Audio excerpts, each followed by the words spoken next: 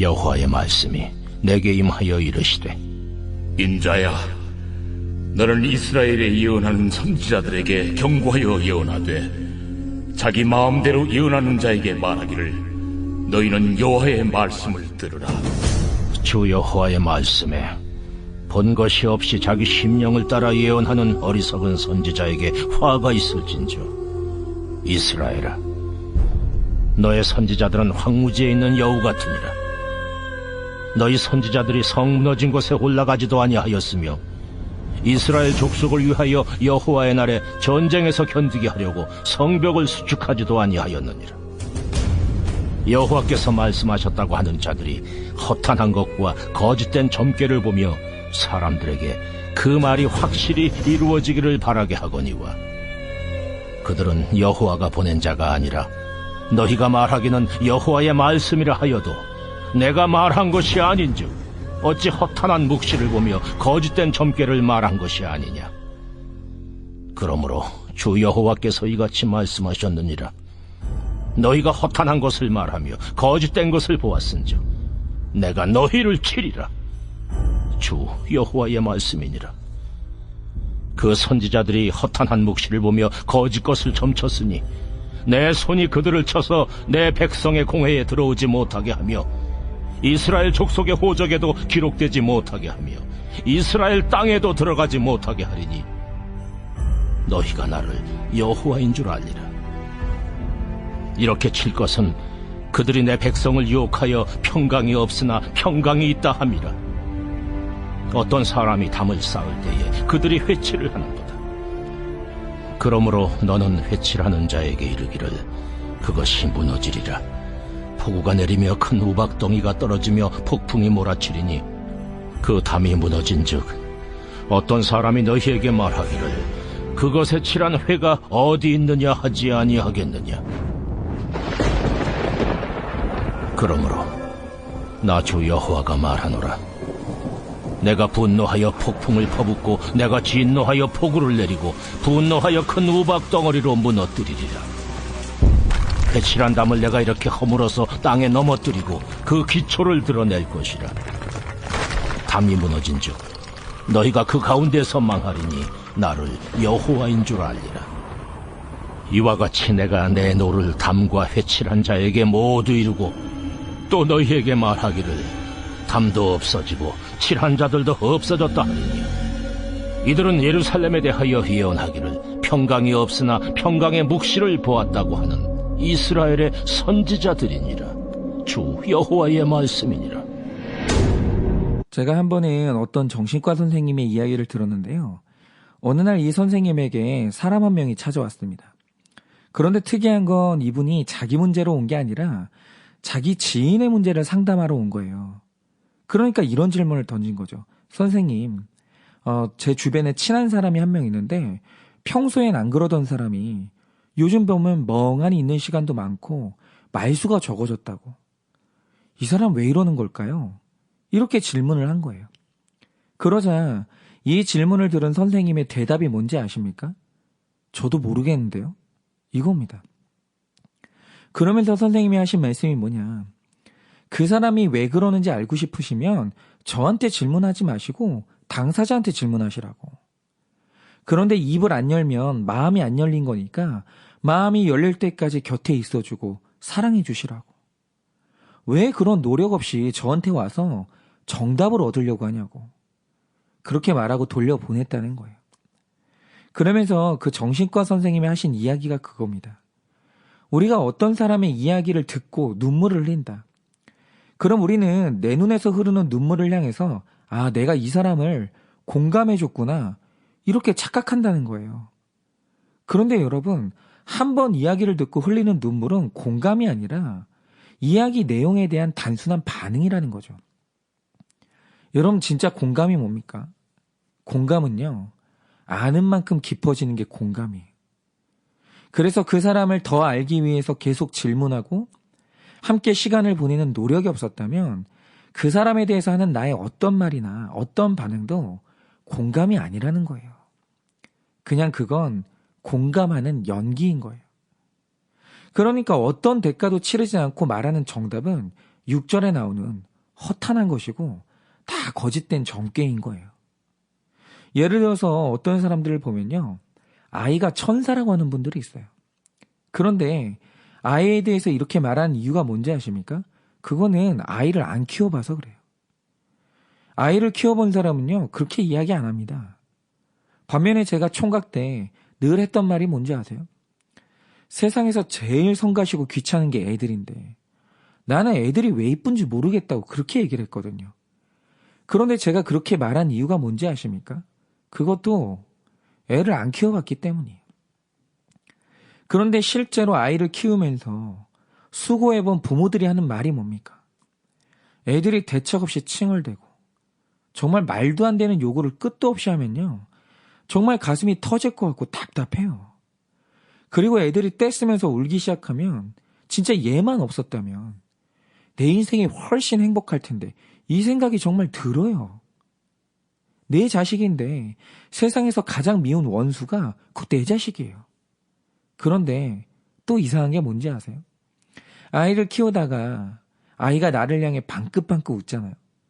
그러면 그 웃는 얼굴에 피로가 싹 가시는 게 부모고 아이가 세상에 걱정 없는 얼굴로 깊이 자고 있는 모습을 보고 있잖아요. 그러면 그 아이의 편안함을 지켜주고 있는 내가 그렇게 뿌듯할 수가 없고 얘를 안 낳았으면 내가 어쩔 뻔했나. 또 그 마음이 드는 게 부모예요.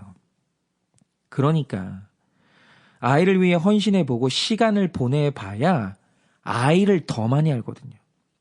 그런데 아이를 진짜로 알게 되면 하는 말이 뭔지 아세요? 아이는 세상에서 가장 예쁜 천사가 맞아요. 그런데 세상에서 가장 악한 죄인인 것도 그것도 맞아요. 아이를 키워본 사람은요. 이 말이 둘 다 맞다는 거 알아요. 아이는요. 사랑받고 격려받아야 되는 거 맞아요. 그런데 반드시 혼나고 때론 매를 맞아야 되는 것도 맞아요. 그래서 애를 키워봤기 때문에 인간이 뭔지를 아는 사람들은요. 어떤 엄마가 애를 보면서 예뻐 죽으려고 해요. 그럼 그 이해가 가요. 그렇지 예쁘지. 그런데 또 어떤 엄마가 애를 혼내면서 막 화를 내잖아요. 그럼 그것도 이해가 가요. 그렇지. 속상하겠지. 그런데 그런 삶이 없는 사람들. 이 아이를 위해서 헌신해서 이 아이를 사랑해 본 적이 없는 사람은 예쁘게 생긴 애도 아닌데 저렇게 끔찍히 이뻐하는 것도 이해가 안 가고 저렇게 예쁜 애를 무섭게 혼내는 것도 그것도 이해가 안 가는 거예요. 모르면 아는 게 없는 거예요. 이해가는 게 하나도 없는 거예요. 그런데 오늘 이게 오늘 말씀에 나오는 거짓 선지자들의 문제였다는 거예요. 제가 예전에 말씀드리길 이 남유다 왕국 말기에 메시지에 충돌이 있다고 했는데 예레미야와 극단적으로 대립했던 대표적인 거짓 선지자가 하나냐였습니다. 그러니까 이 하나냐의 문제가 뭐냐? 예레미야가 예언하길 하나님이 이스라엘을 때린다고 하신다. 그리고 하나님이 이스라엘을 멸망시킨다고 하신다. 이렇게 얘기하는데 하나냐는 이게 도무지 이해가 안 가는 거예요. 그래 하나님이 혼내실 수는 있어. 그런데 이렇게까지 심하게 때려야 되는 이유가 뭔가? 최대한 많이 생각해서 우리가 맞을 수는 있다고 생각하자. 그런데 우리가 왜 멸망까지 해야 되는가? 진짜 하나님이 이렇게 말씀하신 게 맞나? 이게 구속사 말씀이 도무지 안 믿어지고 안 받아지는 거예요. 이해가 안 되는 거예요. 그런데 이렇게까지 이해가 안 되는 이유가 뭐냐면 자기 눈에는 이스라엘 백성에게서 이렇게 맞을 만큼의 잘못이 안 보이고 멸망당할 만큼의 죄가 안 보이는 거예요. 자기는 그게 안 보이는 거죠. 그러자 하나냐가 외친 메시지가 뭡니까? 지금 예레미야가 하는 말은 다 거짓말이라고. 저거는 부정적인 생각이라고. 하나님은 여전히 우리를 사랑하고 계시고 우리가 기도하면 응답하시면서 이 고통은 다 끝날 거라고. 그러고 외치고 있었던 거예요. 마치 자기가 하나님을 제일 많이 알고 자기가 백성들을 제일 많이 아는 사람인 것처럼 그렇게 이야기를 하는 거죠. 그런데 그가 이렇게 이스라엘을 향해서 무한정 긍정적인 생각을 가지고 긍정의 메시지를 확신 있게 말할 수 있었던 이유가 뭡니까? 오늘 말씀 5절을 보면 하나님이 이 거짓 선지자의 문제에 대해서 이렇게 말씀하십니다. 너희 선지자들이 성 무너진 곳에 올라가지도 아니하였으며 이스라엘 족속을 위하여 여호와의 날에 전쟁에서 견디게 하려고 성벽을 수축하지도 아니하였느니라 라고 합니다. 여러분, 이 말 뜻이 뭡니까?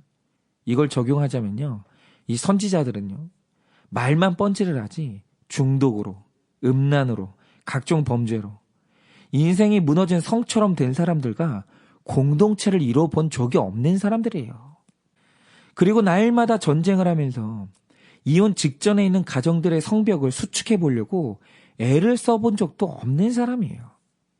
그냥 이 사람들은 안식일에 제사 드리러 오는 사람들과 잠깐 웃는 얼굴로 일주일에 한 번씩 식사하고 덕담이나 몇 마디 나눠봤지 백성들의 죄와 씨름하고 그들의 변화를 위해서 수고하거나 울어본 적이 없는 사람들인 거예요. 그래서 사실 이 사람들은요, 인간을 몰라요. 그런데 모르니까, 인간이 어떤지를 모르니까 하나님의 백성을 때리겠다는데 도대체 왜 때리는지, 하나님이 진멸하겠다 하는데 왜 진멸을 해야 되는지 이해를 못하는 거예요. 그런데 하나님이 하시는 일들이 이해 안 되는 이유가 뭐냐면 자기가 하나님보다 의로워서가 아니라 자기가 하나님보다 백성을 모르는 거예요. 자기가 하나님보다 백성을 사랑해 본 적이 없는 거예요. 그런데 또 하나님과는 정반대의 경우도 있어요. 바로 그게 요나거든요. 요나가 니느웨의 선교사로 부름받은 사람인데 원래 니느웨를 향한 그의 태도가 뭐였습니까? 무한 부정적이었어요. 하나님이 그들을 용서하겠다고 하는데 도무지 그게 이해가 안 가는 거예요. 하나님, 저 인간들이 무슨 짓을 했는지 모르세요? 저 인간들이 어떤 인간인지 모르시냐고요. 하나님, 저 인간들은요, 절대 안 변합니다. 용서해 주시면 또 죄 짓습니다. 이렇게 부르짖으면서 그들을 구원하고 용서하겠다는 하나님이 이해가 안 가는 거예요. 그런데 그가 인간을 향해서 이렇게 부정적인 이유가 뭡니까? 그것 또한 죄인을 사랑하고 섬겨본 삶이 없어서 그러는 거예요. 제가 신학을 시작했을 때 목사님들 사이에서 영원히 끝나지 않을 것 같은 논쟁이 하나 있었습니다. 그게 뭐냐? 사람이 변하냐? 변하지 않냐? 이 논쟁이에요. 그런데 제가 질문 하나를 드리자면 사람은 절대 안 변한다는 파와 사람은 변한다는 파가 비등비등한데 그럼 둘 중에서 어느 쪽이 더 우세할 것 같으세요? 사실 사람이 안 변한다는 파가 더 우세해요. 저는 처음에 그게 이해가 안 갔는데 저도 사역을 하면서 시간이 가면 갈수록 사람은 안 변하는 거 아닌가? 이쪽으로 기울어지는 거예요. 그러면서 저도 어느 날부터 사람은 안 변한다는 쪽으로 마음을 굳혀가고 있었는데 그러다가 제가 구속사가 있는 이 우리들 교회를 만났죠. 근데 제가 거기서 받은 충격이 뭐냐면 거기에는 변화되는 사람이 너무 많은 거예요. 그리고 그 변화의 차이를 보면 사람이 호떡 뒤집어지듯이 완전히 뒤집어지는 거예요. 아내를 때리던 사람이 아내에게 무릎 꿇고 사과하고 수치심이 너무 강해서 작은 실수도 용납하지 못하던 사람이 자기의 모든 수치를 오픈하고 회개하는 사람으로 변하는 거예요. 또 돈 좋아하던 구두쇠가 베푸는 사람으로 변해요. 변하는 거예요. 그러니까 변한다는 말을 들은 게 아니고 제가 변한 분들을 만나는 거예요. 그래서 왜 변하나 봤더니 이유가 두 개였는데 하나는 말씀이에요. 무조건 말씀인데 말씀을 보는 관점이 성경적이었던 거예요. 저는 그동안 옳고 그름을 알기 위해서 성경을 봤는데 거기서는 내 죄를 보고 회개하기 위해서 말씀 보고 말씀대로 살기 위해서 큐티하는 거예요. 그리고 제가 결정적으로 봤던 또 다른 한 가지가 뭐였냐. 보통의 공동체는 누군가 죄를 지으면 그러지 말라고 권면도 하고 화도 내죠. 여기까지는 보통의 공동체가 다 합니다. 그런데 어느 날 제가 본 게 뭐냐. 당시 제 동료 사역자 한 분이 어떤 잘못을 해서 담임 목사님이 막 혼을 내신 거예요. 거기까지야 다들 하는 거예요. 많이 본 광경이에요, 저도. 그런데 이 사역자가 혼이 났는데도 회개를 안 하는 거죠. 그러면 보통 이때 나오는 결론이 뭐냐면 대부분 그 사역자는 교회를 떠나고 이제 목사님과 결별을 하는 거예요. 그래서 저도 회개하지 않고 고집 부리는 그 동료를 보면서 뭐 그렇게 교회를 떠나겠구나 이런 생각을 하고 있는데 갑자기 담임 목사님께서 이 부교육자가 혼나도 회개를 안 하니까 내가 너를 어쩌면 좋겠냐고 하면서 갑자기 우시는 거예요. 근데 저는 그게 처음 보는 광경이었어요. 그러니까 안 변하는 죄인을 보면서 화내고 쫓아내는 것까진 봤어요. 그리고 안 되면 결별하는 건데. 그런데 안 변하는 사람을 향해서 화를 내고 화를 내는데도 안 되니까 울어주기까지 하는 공동체는 처음 만난 거예요. 그런데 그 사람의 죄를 붙들고 울어주는 더 깊은 수고와 사랑을 하니까 물론 안 그래도 그래도 안 변하는 사람들이 있어요. 그렇게까지 해도 안 변하는 사람이 있는데 그 눈물에 훨씬 더 많은 사람들이 변하더라는 거예요. 그런데 더 큰 사랑과 수고로 사람의 변화를 체험해 본 사람들은요. 사람이 안 변한다고 말하거나 사람을 쉽게 포기하지 않아요. 사람은 쉽게 안 변하는 존재가 맞아요. 죄인이니까요. 그런데 동시에 변하는 존재인 것도 맞는 말이에요. 둘 다 맞는 말이에요. 그런데 사람이 변한다는 걸 아는 이 지식은요. 더 많이 섬기고 더 많이 사랑해 본 사람들만의 지식이에요. 즉 요나가 니느웨 사람들은 안 변한다고 단정한 이유가 뭐냐? 요나가 니느웨 사람들을 향해 분노까지는 했지만 그들을 위해서 울어본 적은 없는 거예요. 그들을 위해 사랑해 본 적은 없는 거예요. 안 해보니까 모르는 거예요. 그러니까 죄인을 용서하고 사랑하는 하나님이 이해가 안 가는 이유가 뭐냐? 자기가 하나님보다 더 많이 알고 의로워서가 아니라 하나님보다 사랑이 없고 하나님보다 사람을 안 섬겨봐서 그러는 거예요. 그는 하나님보다 사람을 몰라요. 즉 말씀대로 사는 삶이 있고 진짜 사랑하고 섬겨본 사람들은요. 하나님이 우리를 때리시는 것도 이해가 가고 극악 무도한 죄인을 용서하시는 하나님도 이해가 가는 거예요. 그러니 오늘 본문의 말씀처럼 하나님 하시는 일이 이해가 안 가고 하나님 하시는 일이 옳지 않게 여겨진다면 그 이유가 뭐냐? 바로 내가 성 무너진 곳에 올라가 본 적도 없고 전쟁에서 견디게 하려고 성벽을 수축해 본 적도 없는 거짓 선지자이기 때문이에요. 정말 섬겨보고 정말 사랑해보고 정말 순종해보면 하나님을 대적하고 비방하는 허탄한 것과 거짓된 점괘를 말할 수가 없는 거예요.